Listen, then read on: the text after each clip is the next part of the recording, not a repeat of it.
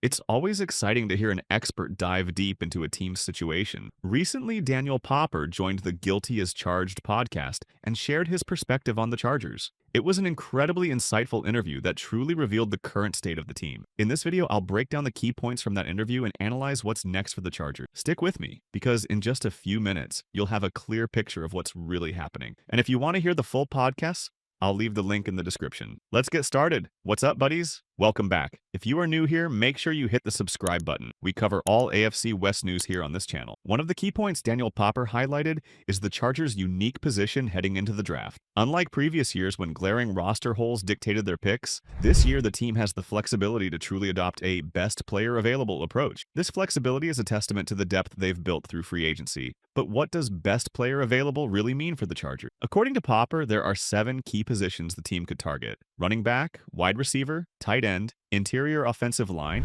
interior defensive line, edge rusher, and cornerback. This broad range of options indicates both an opportunity and a challenge. While the Chargers aren't locked into drafting for immediate needs, the lack of top-end talent at certain positions, such as interior defensive line and edge rusher, still looms large. Popper emphasized that this draft presents a unique opportunity for the Chargers to balance short-term needs with long-term value. For instance, at pick 22, the Chargers could land a dynamic playmaker like a tight end or wide receiver to bolster their offense. However, Popper cautioned that this decision will heavily depend on how the draft board falls. The unpredictability of the draft board is a double-edged sword. On one hand, the Chargers' flexibility allows them to adapt to the best talent available. On the other hand, they must be prepared for scenarios where their top targets are off the board. For example, if premier tight ends like Tyler Warren or Mason Taylor are unavailable at 22, the Chargers might pivot to a defensive lineman with pass rush potential. This adaptability will be critical to maximizing the value of their draft picks.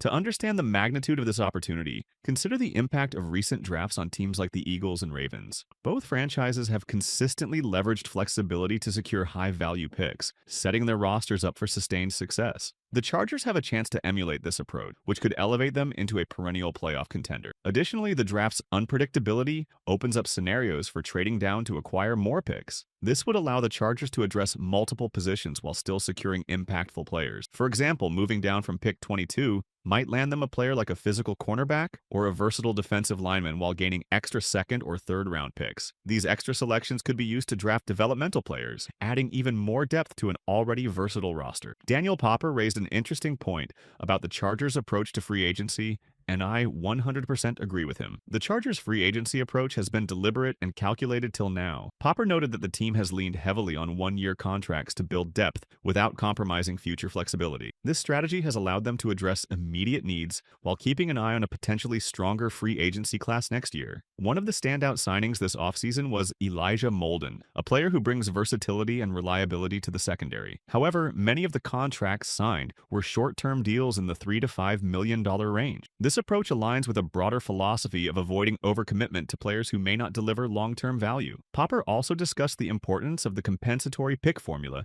in shaping the Chargers' free agency strategy. By signing players to modest one-year deals, the team sets itself up to gain compensatory draft picks when those players leave in free agency. This method not only builds depth, but also ensures the Chargers are continually replenishing their roster through the draft. This focus on value and flexibility has drawn comparisons to the Eagles' draft-proofing strategy. By prioritizing depth and avoiding splashy signings, the Chargers have positioned themselves to adapt to various draft scenarios. However, this cautious approach also comes with risks, particularly if short-term signings fail to deliver the expected impact. Take, for example, the signing of Elijah Molden. While Molden offers versatility, he must prove he can stay healthy and contribute consistently. If not, the Chargers risk repeating the mistakes of past seasons when depth issues derailed their progress. The one-year contract strategy is high risk, high reward, requiring precision in identifying players who can deliver immediate results. Another crucial factor in the Chargers' free agency approach is balancing veteran presence with youthful upside. Veterans bring experience and leadership, which are invaluable for locker room culture. At the same time, investing in younger players who are still developing allows the Chargers to maintain a competitive edge in the long term. Striking this balance ensures that the team remains competitive while also preparing for future success. Another crucial aspect of the Chargers' current situation is the impact of their coaching staff, particularly on the defensive side of the ball. Popper praised the staff for getting the most out of their players, even when working with less than ideal talent. Defensive line coach Mike Elston and secondary coach Steve Clinkscale received particular praise for their ability to elevate the performance of players like Tarheeb Still. This strong coaching presence allows the Chargers to focus more resources on upgrading their offense. Popper pointed out that the defense has consistently performed at a high level despite lacking elite playmakers. This reliability gives the Chargers the flexibility to invest heavily in offensive upgrades, such as improving the offensive line or adding dynamic playmakers at skill position. Popper also highlighted the importance of continuity within the coaching staff. With another year under their belt, coaches like Jesse Minner and Steve Clinkscale can further refine their schemes and maximize player performance. This stability will be crucial as the Chargers integrate new talent from the draft and free agency. The coaching staff's ability to elevate players is exemplified by the performance of linebacker Dean Leonard and defensive back Derwin James. Both players have thrived under this staff, demonstrating the value of strong coaching in unlocking a player's potential. As the Chargers look to integrate rookies and new signings, the staff's track record of player development will be a critical asset. Furthermore, player development extends beyond the X's and O's. Coaches play a vital role in mentoring players, instilling confidence, and helping them adjust to the NFL's demand. Popper pointed out that the Chargers' coaching staff excels in this area, particularly with younger players who may require additional guidance. This mentorship helps rookies transition more seamlessly, which is critical for their long-term growth and contribution to the team. While the Chargers have made significant strides in roster construction, challenges remain. The interior offensive line, for example, still lacks the depth and stability needed to protect Justin Herbert effectively. Popper highlighted the importance of adding a reliable guard or center to solidify this unit. On the defensive side, the lack of a true pass-rushing presence on the interior remains a concern. While players like Kenneth Grant could fill this role, Popper stressed the need for a defensive tackle who can contribute both as a run stopper and a pass rusher. The Chargers also face the challenge of developing long-term solutions at key positions. For instance, while Najee Harris provides reliability at running back, the team still lacks a player with the explosiveness to create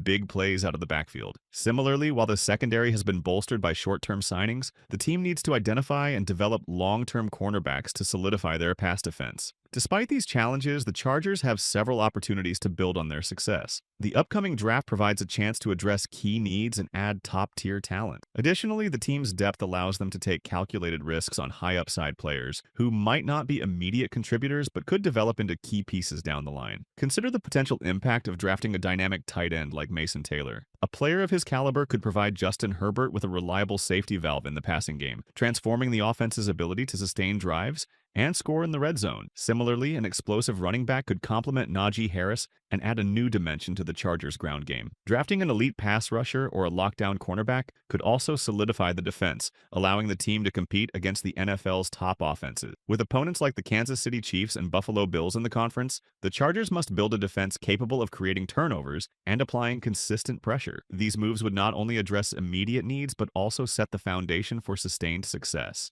As the Chargers prepare for the draft, their strategy will hinge on balancing immediate needs with long-term potential. Popper suggested that the team could explore trading up in the second round to target a high-value prospect, such as a dynamic tight end or explosive running back. Ultimately, the Chargers' success this offseason will depend on their ability to make smart, value-driven decisions in both the draft and free agency. With a strong coaching staff and a clear vision for the future, the team is well-positioned to take the next step toward becoming a perennial playoff contender. The draft will also test the Chargers' ability to identify and develop talent. While their free agency strategy provides depth, the team's long-term success will hinge on finding players who can grow into cornerstone pieces. This is particularly true for positions like edge rusher and cornerback, where the Chargers need young, dynamic playmakers to anchor their defense. Additionally, the Chargers must remain flexible in their approach. As Popper noted, the NFL landscape changes rapidly, and teams that adapt quickly often have the most success. Whether it's through strategic trades, unexpected free agent signings, or bold draft day decisions, the Chargers have an opportunity to set themselves apart from the competition. No doubt the Los Angeles Chargers are a team on the rise, but they still have work to do. From addressing key roster needs to maximizing their draft picks, the decisions made this offseason will shape the team's trajectory for years to come. Daniel Popper's insights offer a roadmap for how the Chargers can navigate these challenges and capitalize on their opportunities. But what do you think? Should the Chargers prioritize offense or defense in the draft? And which free agent signing do you think will have the biggest impact? Let us know your thoughts in the comments below.